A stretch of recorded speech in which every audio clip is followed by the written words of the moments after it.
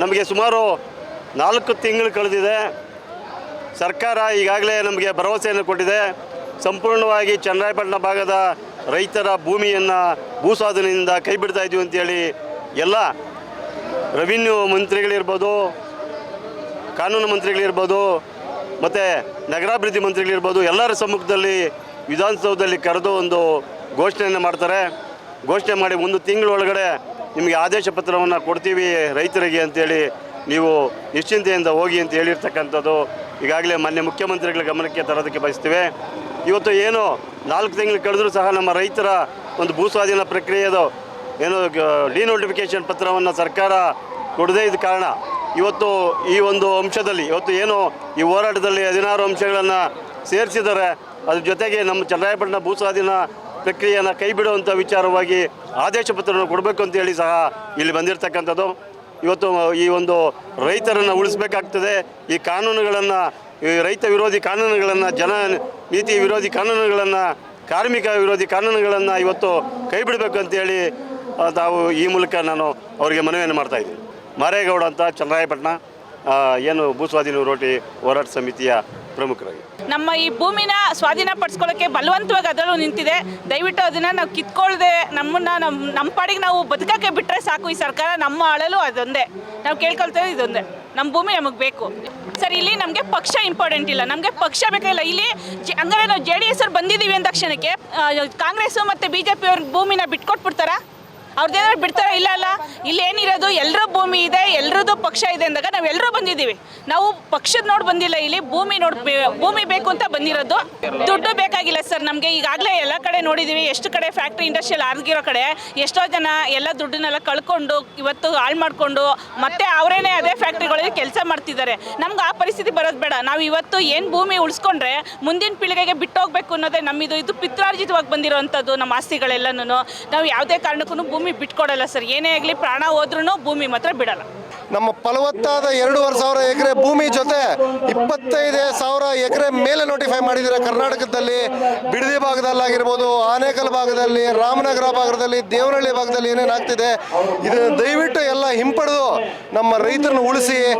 ಇಲ್ಲ ಅಂದರೆ ಇವಾಗ ಏನು ಹೋರಾಟ ನಡೀತಾ ಇದೆ, ಇದು ಒಂದು ಸಣ್ಣ ಪ್ರಮಾಣದ ಬೆಂಗಳೂರಲ್ಲಿ ನಡೀತಾ ಇರೋ ಹೋರಾಟ 10-20 ಪಟ್ಟು ಇದಕ್ಕಿಂತ ದೊಡ್ಡ ಹೋರಾಟ ನಡೆದು ಭೂಸ್ವಾಧೀನ ನಾವು ಹಿಂಪಡೆಯೋಕೆ ನಿಮಗೆ ದಯವಿಟ್ಟು ಆದಷ್ಟು ಬೇಗ ಮಾಡಿ. ಇಲ್ಲ ಅಂದರೆ ಇದು ತುಂಬ ಉಗ್ರ ರೂಪ ತಾಳುತ್ತೆ. ಇವಾಗ ಏನು ನೀವು 10,000 ಜನ ನೋಡ್ತಾ ಇದ್ದೀರಾ, ಇವರೇ ವಿಧಾನಸೌಧ ಮುತ್ತಿಗೆ ಹಾಕೋ ಎಲ್ಲ ಸಾಧ್ಯತೆ ಇದೆ. ದಯವಿಟ್ಟು ಇದಕ್ಕೆ ಅವಕಾಶ ಕೊಡದೆ ಸರ್ಕಾರ ಏನಿದೆ ಅವರು ತಲೆ ಬಾಗಿಸಿ ರೈತರಿಗೆ ದಯವಿಟ್ಟು ಇಲ್ಲಿ ಬಂದು ನಮ್ಮ ಅಹವಾಲುಗಳನ್ನ ಕೇಳಿ ಕೂಡಲೇ ನಮಗೆ ಏನೇನು ಅನ್ಯಾಯ ಆಗಿದೆ ಅದನ್ನೆಲ್ಲ ಹಿಂಪಡಿಬೇಕಂತ ನಾವು ಆನೇಕಲ್ ಭೂಸ್ವಾಧೀನ ವಿರೋಧ ಹೋರಾಟ ಸಮಿತಿಯ ರೈತರು 500 ಜನ ಬೆಂಬಲಕ್ಕೆ ಬಂದಿದ್ದೀವಿ.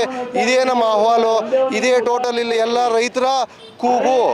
ನಾವು ಆನೇಕಲ್ ತಾಲೂಕು ಸರ್ಜಾಪುರ ಹೋಬಳಿ ಕಡೆಯಿಂದ ಬಂದಿದ್ದೀವಿ ರೈತರು ಇಲ್ಲಿ ಫ್ರೀಡಮ್ ಪಾರ್ಕ್ಗೆ. ಇಲ್ಲಿ ಸೇರಿರೋರೆಲ್ಲ ಹಿಂದೂಗಳಲ್ವಾ? ವಿಶ್ವ ಹಿಂದೂ ಪರಿಷತ್ ಏನು ಮಾಡ್ತಾ ಇದೆ? ಹಿಂದೂ ರಕ್ಷಣಾ ವೇದಿಕೆ ಅವರು ಏನು ಮಾಡ್ತಾ ಇದ್ದಾರೆ?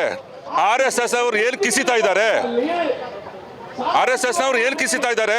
ವಿರೋಧ ಪಕ್ಷದ ನಾಯಕರು ಸತ್ತೋಗಿದ್ದಾನ? ವಿರೋಧ ಪಕ್ಷದ ನಾಯಕರು ಸತ್ತೋಗಿದ್ದಾರಾ? ಏನು ಮಾಡ್ತಾ ಇದ್ದಾರೆ?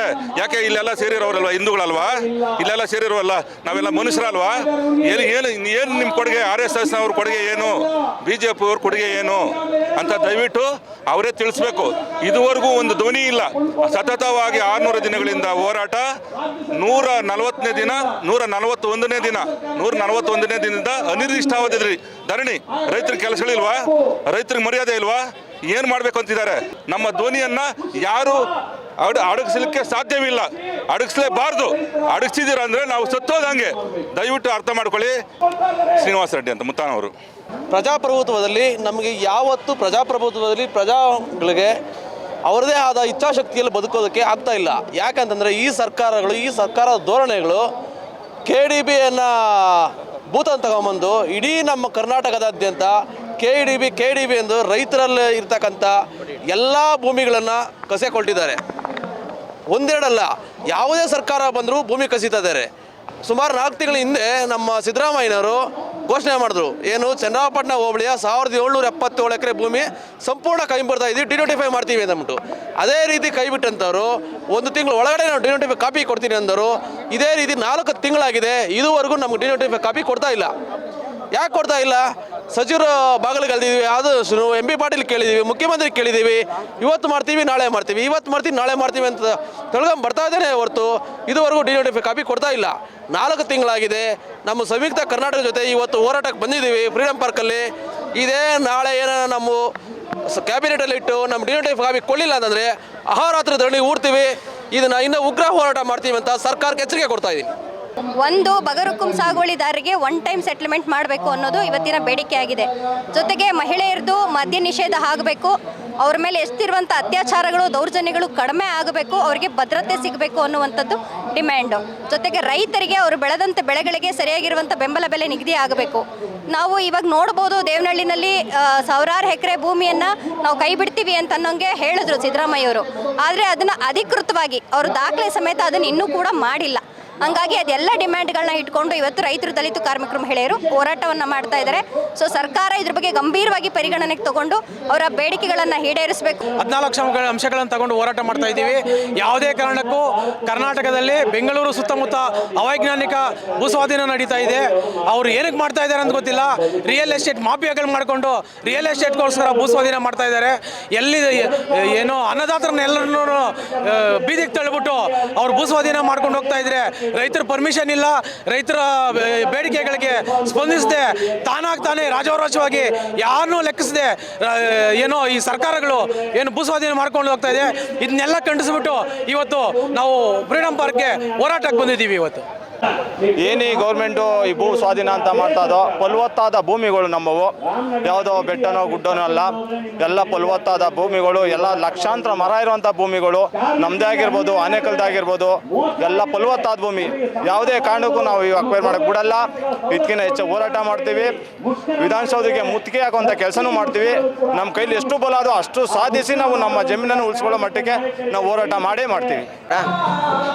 ನಾವು ಬಿಡದಿ ಭಾಗದ ಹೋಬಳಿಯ ಏನು ಬೈರಮಂಗಲ, ಕಂಚಕರ್ನಹಳ್ಳಿ 2 ಗ್ರಾಮ ಪಂಚಾಯಿತಿ ವ್ಯಾಪ್ತಿನಲ್ಲಿ ಇವತ್ತು ಗ್ರೇಟರ್ ಬೆಂಗಳೂರು ಅನ್ನೋ ಭೂತ ಏನು ವಕ್ರಿಸ್ಕೊಂಡಿದೆ ನ್ಯೂ ಟೌನ್ಶಿಪ್ ಮಾಡಲಿಕ್ಕೆ ಅಂತ, ಆ ಭಾಗದಲ್ಲಿ 9600 ಎಕರೆ ಬುರು ಪ್ರದೇಶವನ್ನು ಇವತ್ತು ಭೂಸ್ವಾಧೀನ ಮಾಡ್ಕೊಳ್ಳೋಕ್ಕೆ ಹೊರಟಿದೆ.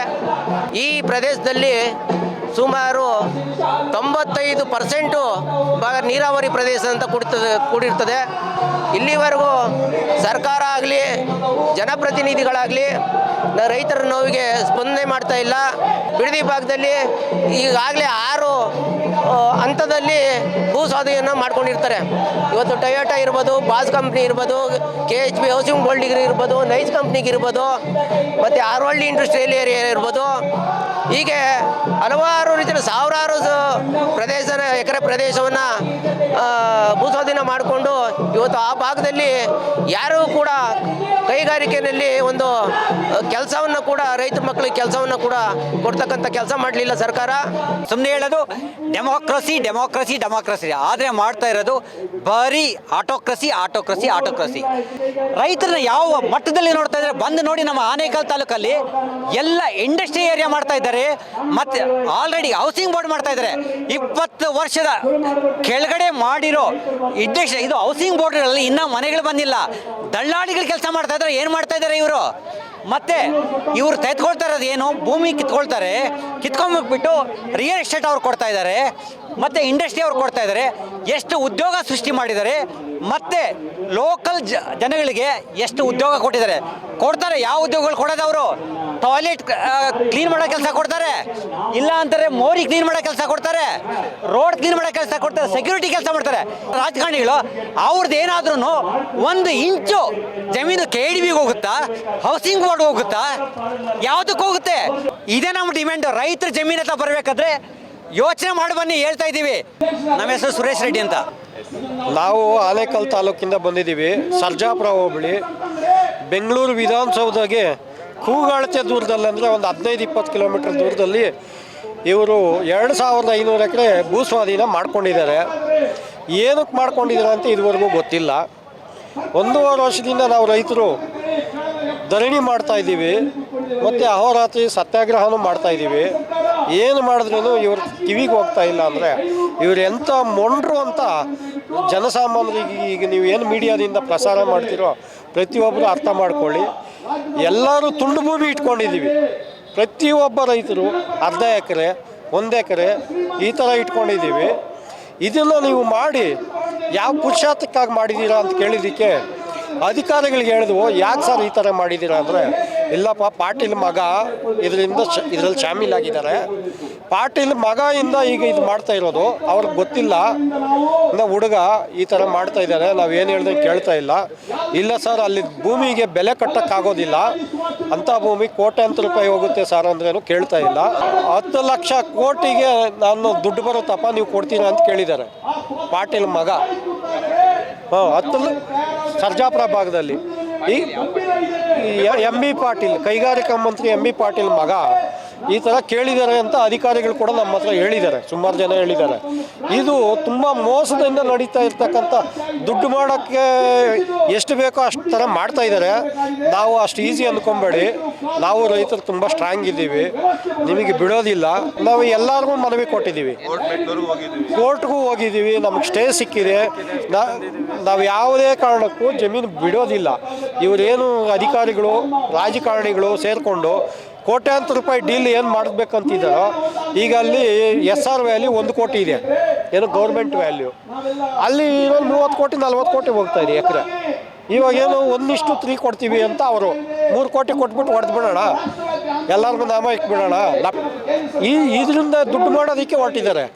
2500 ಎಕರೆ ಮಾಡಿದ್ದಾರೆ. ಸುತ್ತಲೂ ಅಪಾರ್ಟ್ಮೆಂಟ್ಗಳಿದೆ, ವಿಲ್ಲಾಗಳಿದೆ, ಎಲ್ಲ ಇದೆ. ರೈತರು ಬಟ್ಟೆ ಕಟ್ಟಿ ಉಳಿಸ್ಕೊಂಡಿರ್ತಕ್ಕಂಥ ಜಮೀನು ತುಂಡು ಭೂಮಿಗಳೆಲ್ಲನೂ 1 ಎಕರೆ, ಅರ್ಧ ಎಕರೆ ಈ ಥರ ತುಂಡು ಭೂಮಿಗಳು ಉಳಿಸ್ಕೊಂಡಿದ್ದೀವಿ ನಾವು. ಎಲ್ಲ ಕೃಷಿ ಭೂಮಿ ಇದೆ, ಎಲ್ಲ ದ್ರಾಕ್ಷಿ, ಟೊಮೊಟೊ, ಎಲ್ಲ ತರಕಾರಿ ಬೆಳೆಗಳು. ಪಾಲಿಹೌಸಸ್ ಇದೆ, ಎಲ್ಲ ಪಾಲಿಹೌಸಸ್ ಇದೆ. ಟೊಮೊಟೊ ಎಲ್ಲ ತರಕಾರಿನೂ ಬೆಂಗಳೂರಿಗೆ ಡೈಲಿ 10 ಗಾಡಿ ಬರುತ್ತೆ. ನಮ್ಗೆ 10 ಟೆಂಪೋ, 10 ಲಾರಿಗಳೇ ಬರುತ್ತೆ. ಸ್ವಂತ ಇವರೇ ರೈತರೇ ಇಟ್ಕೊಂಡ್ಬಿಟ್ಟಿದ್ದಾರೆ ಸ್ವಂತ ಟೆಂಪೋಗಳು. ಆ ಥರ ಇರ್ತಕ್ಕಂಥ ಭೂಮಿನ ಇವರು ಲಪಾಯಿಸ್ಕೊಂಡು ಈಗ ಮಾಡ್ತಾ ಇದ್ದಾರೆ ಅಂದರೆ ಎಷ್ಟು ನೀಚರು ಇವರು ಅಂತ ಜನಗಳಿಗೆ ಅರ್ಥ ಆಗಬೇಕು. ನಮ್ಮ ಹೆಸರು ನಾಗೇಶ್ ರೆಡ್ಡಿ ಅಂತ, ಸರ್ಜಾಪುರ. ನಾವು ಚನ್ನರಾಯಪಟ್ಟಣ ಭಾಗದ ರೈತರು. ಈ 1777 ಎಕರೆ ಜಮೀನನ್ನು ಡಿನೋಟಿಫೈ ಮಾಡ್ತೀವಿ, ಬಿಡುಗಡೆ ಮಾಡಿದ್ದೀವಿ ಅಂತ ಹೇಳಿ ಮುಖ್ಯಮಂತ್ರಿಗಳು ನಮಗೆ ಮೌಖಿಕ ಆದೇಶ ಕೊಟ್ಟು ಸುಮಾರು 4 ತಿಂಗಳಾಗಿದೆ. ಇಲ್ಲಿವರೆಗೂ ಅದರ ಬಗ್ಗೆ ಯಾವುದೇ ರೀತಿಯ ಇದು ಮಾಡಲಿಲ್ಲ. ಹೋದ ತಿಂಗಳು ದೊಡ್ಡಬಳ್ಳಾಪುರಕ್ಕೆ ಬಂದಿದ್ದಾಗ ಸಹ ಮುಖ್ಯಮಂತ್ರಿಗಳ ದೇವನಹಳ್ಳಿಲಿ ಭೇಟಿ ಮಾಡಿ ಇದ್ರ ಬಗ್ಗೆ ಕೇಳಿದಾಗ ಅತಿ ಶೀಘ್ರದಲ್ಲೇ ನಾವು ಇದನ್ನು ಮಾಡಿಕೊಡ್ತೀವಿ ಅಂತ ಹೇಳಿದ್ದಾರೆ. ಬಟ್ ಆಗ್ತಾ ಇಲ್ಲ, ಬರೀ ಬಾಯಿ ಮಾತಲ್ಲಿ ಹೇಳ್ತಾರೆ ಹೊರತು ಏನೂ ಮಾಡ್ತಾ ಇಲ್ಲ. ಇದರಿಂದ ನಮಗೆ ರೈತರಿಗೆ ಆಗಿರೋ ತೊಂದರೆ ಹೇಳ್ತೀವಿ ನಾವು, ಅವ್ರು ಅರ್ಥ ಮಾಡ್ಕೋಬೇಕು. ಎಲ್ಲಿನೂ ಸಾಲ ಮಾಡೋಕ್ಕಾಗ್ತಾ ಇಲ್ಲ, ಯಾರೂ ಬೋರ್ವೆಲ್ ಹಾಕೋಕ್ಕಾಗ್ತಾ ಇಲ್ಲ, ಏನೂ ಮಾಡೋಕ್ಕಾಗ್ತಾಯಿಲ್ಲ. ಡೆವಲಪ್ಮೆಂಟ್ ವರ್ಕ್ ಅನ್ನೋದು ಇಲ್ಲವೇ ಇಲ್ಲ. ಈ ಕಡೆಗೂ ಇಲ್ಲ, ಆ ಕಡೆಗೂ ಇಲ್ಲ ಅನ್ನೋ ಥರ ಮಾಡಿಟ್ಟಿದ್ದಾರೆ. ಯಾಕೆ ಮಾಡಿದ್ದಾರೆ ಅನ್ನೋದು ಗೊತ್ತಿಲ್ಲ. ಅವರವರೇ ಕೆಸರಾಟ ಮಾಡಿಕೊಂಡು ಅಧಿಕಾರಕ್ಕೋಸ್ಕರ ಕಿತ್ತಾಡ್ತಾ ಇದ್ದಾರೆ. ಈ ಬಿಸಿನಲ್ಲಿ ನಮ್ಮ ಕಡೆ ನೋಡೋದು ಎಲ್ಲಿದೆ? ದಯವಿಟ್ಟು ಮುಖ್ಯಮಂತ್ರಿಗಳು ತಾವು ಕೊಟ್ಟ ಮಾತನ್ನು ಉಳಿಸ್ಕೋಬೇಕು. ನಿಮ್ಮ ಅಧಿಕಾರ ಎಷ್ಟು ದಿವಸ ಇರ್ತದೆ ನಮಗೆ ಗೊತ್ತಿಲ್ಲ, ಅದಕ್ಕೂ ನಮಗೆ ಸಂಬಂಧ ಇಲ್ಲ. ದಯವಿಟ್ಟು ನಿಮ್ಮ ಮಾತನ್ನು ಉಳಿಸ್ಕೊಳ್ಳಿ, ನಮಗೆ ಬಿಡುಗಡೆ ಕೊಡಿ. ತ್ರಿಶಂಕು ಸ್ವರ್ಗದಲ್ಲಿ ಇಡಬೇಡಿ ದಯವಿಟ್ಟು. ಮನವಿ ಕೊಟ್ಟಿದ್ದೀವಿ, ಎಲ್ಲ ಸಚಿವರು ಮನೆಗಳಿಗೆ ಹೋಗಿದ್ದೀವಿ, ಖುದ್ದು ಮುಖ್ಯಮಂತ್ರಿಗಳನ್ನೇ ಭೇಟಿ ಮಾಡಿದ್ದೀವಿ. ದೇವನಹಳ್ಳಿಗೆ ದೊಡ್ಡಬಳ್ಳಾಪುರಕ್ಕೆ ಜಾಲಪ್ನವ್ರ ಕಾರ್ಯಕ್ರಮಕ್ಕೆ ಬರೋವಾಗ ಅಲ್ಲಿ ಸಹ ಅವ್ರು ಹೇಳಿದ್ರು ಇನ್ನೊಂದು ಸ್ವಲ್ಪ ದಿವಸದಲ್ಲೇ ನಿಮ್ಗೆ ಆದೇಶ ಸಿಕ್ಬಿಡ್ತದೆ ಅಂತ ಹೇಳ್ತಾರೆ ಅಷ್ಟೇ. ಅಲ್ಲೋದ್ರೆ ಇವ್ರಿಗೆ KDB ಅಧಿಕಾರಿಗಳ ಹತ್ರ ಹೋದ್ರೆ ಮಂತ್ರಿಗಳ ಕಡೆ ತೋರಿಸ್ತಾರೆ. ಯಾಕೆ ಈ ಸಮಸ್ಯೆ ಆಗಿದೆ ಅಂತ? ಯಾಕಂದ್ರೆ ಸಿದ್ದರಾಮಯ್ಯನವರು ಅನೌನ್ಸ್ ಮಾಡಿದಾರಲ್ವಾ, ಮತ್ತೆ ಸಿದ್ದರಾಮಯ್ಯನವ್ರು ಮಾಡಿದ್ದಾರೆ. ಬಟ್ ಕೆಲವು ಮಂತ್ರಿಗಳಿಗೆ ಅಥವಾ ಕೆಲವು ಅಧಿಕಾರಸ್ಥರಿಗೆ ಇದ್ರ ಬಗ್ಗೆ ಗಮನ ಇಲ್ಲ. ಇದ್ರ ಬಗ್ಗೆ ಅವ್ರಿಗೆ ಆ್ಯಕ್ಚುಲಿ ಇಂಟ್ರೆಸ್ಟ್ ಇಲ್ಲ. ಯಾಕಂದರೆ ಇದು ದೊಡ್ಡ ಮಟ್ಟದ ಕಿಕ್ ಬ್ಯಾಕ್ ಅವ್ರಿಗೆ ಸಿಗ್ತಾ ಇತ್ತು. ಈ ಇದು ಆಗಿದ್ದಿದ್ರೆ, ಅಕ್ವೈಷನ್ ಆಗಿದ್ದಿದ್ರೆ ಅದಕ್ಕೆ ಕುತ್ತು ಬಂದಿದೆ. ಹಂಗಾಗಿ ಅವರು ಸಿದ್ದರಾಮಯ್ಯನವ್ರನ್ನ ಮಾತನ್ನು ಮುಂದಕ್ಕೆ ಹಾಕ್ಕೊಂಡು ಹೋಗ್ತಾನೆ ಇದ್ದಾರೆ. ಆ್ಯಕ್ಚುಲಿ ಇದರ ದೊಡ್ಡ ಜವಾಬ್ದಾರಿ ಇದ್ದಿದ್ದು ಎಂ ಬಿ ಪಾಟೀಲ್ ಅವ್ರ ಹತ್ರ. ಯಾಕಂದರೆ ಅವರೇ ಕೈಗಾರಿಕೆ ಮಂತ್ರಿಗಳಾಗಿರೋದ್ರಿಂದ ಅವ್ರ ಮೇಲೆ ಜವಾಬ್ದಾರಿ ಇತ್ತು. ಅವರು ಫಸ್ಟು ನಮ್ಮದನ್ನು ಡಿನೋಟಿಫೈ ಮಾಡಿ ನಮ್ಮನ್ನು ರೈತರನ್ನ ಬಿಡುಗಡೆಗೊಳಿಸಿ, ಬಡ ರೈತರು ಇರೋದು ಎಲ್ಲರೂ ಇರೋದು ಬಡ ರೈತರು, ಯಾರು ಶ್ರೀಮಂತರು ಇಲ್ಲ ಅದರಲ್ಲಿ. ಯಾರೋ ಕೆಲವು ಬಿಟ್ಟರೆ ಎಲ್ಲ ಬಡ ರೈತರು. ಬೋರ್ ಹಾಕ್ಸೋಕ್ಕೆ ಭಯ ಪಡ್ತಾರೆ, ಬೋರ್ವೆಲ್, ಯಾಕಂದರೆ ನಮ್ಮ ಕಡೆ ನೀರಾವರಿ ಇಲ್ಲ, ಬೋರ್ವೆಲ್ಲಿಂದನೇ ಮಾಡಬೇಕು. ಬೋರ್ ಹಾಕ್ಸೋಕೆ ಭಯ ಪಡ್ತಾರೆ. ಏನೋ ಒಂದು ಪಾಲಿ ಹೌಸ್ ಮಾಡಬೇಕು, ಪಾಲಿ ಹೌಸ್ ಯಾರು ದುಡ್ಡು ಇಟ್ಕೊಂಡು ಮಾಡ್ತಾರೆ? ಎಲ್ಲರೂ ಸಾಲ ತೊಗೊಂಡೇ ಮಾಡೋದು. ನಾವೇನಾದರೂ ಹೋದರೆ, ಸಾಲಕ್ಕೆ ಹೋದರೆ ಬ್ಯಾಂಕ್ ಅವ್ರು ಹೇಳ್ತಾರೆ, ನೋಡಿ ನಿಮ್ಮದು KD ಬಿಲ್ ಇದೆ ಅಂತ ಹೇಳ್ತಾರೆ. ಏನು ಹೇಳ್ಬೇಕು ನಾವು ಅವ್ರಿಗೆ? ಏನು ಮಾಡಬೇಕು? ಈ ಕಡೆನೂ ಇಲ್ಲ, ಆ ಕಡೆ ಇಲ್ದಂಗೆ ಮಾಡಿದ್ದಾರೆ. ಇದನ್ನೇ ನಾವು ಡಿನೋಟಿಫೈ ಮಾಡಿದ್ದೀವಿ, ರೈತರನ್ನ ಉಳಿಸಿದ್ದೀವಿ ಅಂತೇಳಿ ಲಾಸ್ಟ್ ಟೈಮು ಹೋದ ಸಾರಿ ಸ್ವತಂತ್ರ ಇದರಲ್ಲಿ ಅವರು ದೊಡ್ಡದಾಗಿ ಹಾಕ್ಕೊಂಡ್ರು. ಅದನ್ನೇ ಘೋಷಣಾ ಪತ್ರವಾಗಿ ಹಾಕ್ಕೊಂಡಿದ್ರು, ನಾವು ರೈತರ ಪರವಾಗಿದ್ದೀವಿ, ರೈತರ ಜೊತೆ ಇದ್ದೀವಿ ಅಂತ. ಆ ಮಾತನ್ನು ಉಳಿಸ್ಕೊಳ್ಳಿ ದಯವಿಟ್ಟು. ನೀವು ಅನೌನ್ಸ್ ಮಾಡಿರೋ ವಿಧಾನಸೌಧದಲ್ಲಿ ಅದನ್ನು ನೀವು ಸ್ವತಂತ್ರ ದಿನಾಚರಣೆ ದಿವಸ ಬಳಸ್ಕೊಂಡಿದ್ರಿ. ದಯವಿಟ್ಟು ಆ ಮಾತನ್ನು ನಿಜ ಮಾಡಿ, ಆದಷ್ಟು ಬೇಗ ನಿಜ ಮಾಡಿ ರೈತರನ್ನ ಉಳಿಸಿ. ನಾವು ರಘು ಅಂತ, ನಮ್ಮದು ಸಹ ಅಕ್ವೈರ್ ಆಗಿದೆ ಲ್ಯಾಂಡು. ಇಲ್ಲಿ ಮುಖ್ಯವಾಗಿ ಎರಡು, ಒಂದು ರಾಜಕೀಯದವರು, ಭ್ರಷ್ಟ ಅಧಿಕಾರಿಗಳು ಮತ್ತು ಕಾರ್ಪೊರೇಟ್ಗಳು, ಇವರಿಬ್ಬರು ಒಟ್ಟಾಗಿ ಸೇರಿ ಸಾಮಾನ್ಯ ಜನರ ಮೇಲೆ ಕಗ್ಗೊಲೆಯನ್ನು, ಅಂದರೆ ಒಂದು ರೀತಿ ಭ್ರಷ್ಟ ಅಧಿಕಾರವನ್ನು ಚಲಾಯಿಸ್ತಾ ಇರ್ತಕ್ಕಂಥದ್ದು. ಸಾಮಾನ್ಯ ವರ್ಗದ ಜನರನ್ನು, ಕಾರ್ಮಿಕರಾಗ್ಬೋದು, ರೈತ ವರ್ಗದವರು ಆಗ್ಬೋದು, ಎಲ್ಲರೂ ಅವರ ಒಂದು ಇರ್ತಕ್ಕಂಥ ಕೆಲಸವನ್ನು, ಭೂಮಿಯನ್ನು ಕಸಿದುಕೊಂಡು ಅವರ ಒಂದು ದಬ್ಬಾಳಿಕೆಯನ್ನು ತೋರಿಸ್ತಾ ಇದ್ದಾರೆ. ಆದರೆ ಅವ್ರ ಸಂಖ್ಯೆ ಕಮ್ಮಿ. ಒಂದಂತೂ ತಿಳ್ಕೋಬೇಕು, ಮತ ಪಡೆದು ಓಟ್ ಪಡೆದು ಅಧಿಕಾರಕ್ಕೆ ಬಂದು ಸಾಮಾನ್ಯ ಜನರನ್ನ ಕಡೆಗಣಿಸಿ ಅವ್ರಿಗೆ ಅನ್ಯಾಯ, ಯಾವುದೇ ರೀತಿಯಲ್ಲೂ ನ್ಯಾಯ ಇಲ್ಲ. ಸಾರ್ವಜನಿಕ ಹಿತಾಸಕ್ತಿಗಳನ್ನು ತೊರೆದು ಅವರ ಒಂದು ಸ್ವಾರ್ಥಕ್ಕಾಗಿ ರಾಜಕೀಯವನ್ನ ಕಾರ್ಪೊರೇಟರ್ಗಳ ಕೈ ಕೆಳಗಡೆ ಕೈಗೊಂಬೆಗಳಾಗಿ ಅವ್ರು ಕೊಡ್ತಕ್ಕಂಥ ಕಮಿಷನ್ಗಳನ್ನು ಪಡೆದು ರೈತರ ಮೇಲೆ ದಬ್ಬಾಳಿಕೆಯನ್ನು ಮಾಡ್ತಾ ಇದ್ದಾರೆ. ಇದನ್ನು ನಾವು ತೀವ್ರವಾಗಿ 100% ತೀವ್ರವಾಗಿ ಖಂಡಿಸ್ತೀವಿ. ಇದು ಕೇವಲ ಇಡೀ ರಾಜ್ಯದಲ್ಲಿ ಇಲ್ಲಿ ಸೇರಿರ್ತಕ್ಕಂಥದ್ದು ಕಮ್ಮಿನೇ ಇರ್ಬೋದು, ಆದರೆ ನಾನು ಕೇಳ್ಕೊಳ್ತಕ್ಕಂಥದ್ದು ಪ್ರತಿಯೊಬ್ಬ ಸಾಮಾನ್ಯ ಪ್ರಜೆನೂ ಅರ್ಥ ಮಾಡ್ಕೋಬೇಕು. ಸಾರ್ವಜನಿಕರ ಸೇವೆಯನ್ನು ಮಾಡ್ತೀವಿ ಅಂತ ಎಲೆಕ್ಷನ್ ನಿಂತ್ಕೊಳ್ತಾರೆ, ಅನಂತರ ಅವರು ಸ್ವಾರ್ಥ, ಅವರ ಒಂದು ವೈಯಕ್ತಿಕ, ಅವರ ಒಂದು ಕುಟುಂಬಕ್ಕೆ, ಅವರ ಒಂದು ಇದಕ್ಕೆ ಬೆಳೆಸ್ಕೊಂಡು ಹೋಗ್ತಾ ಇರೋ ಹೊರತು ಸಾಮಾನ್ಯ ವರ್ಗದವ್ರನ್ನ, ಕಾರ್ಮಿಕ ವರ್ಗದವ್ರನ್ನ ಯಾವುದೇ ಥರ ಅವರು ಕಡೆಗಣಿಸ್ತಾ ಇಲ್ಲ, ತಿರಸ್ಕರಿಸ್ತಾ ಇದ್ದಾರೆ.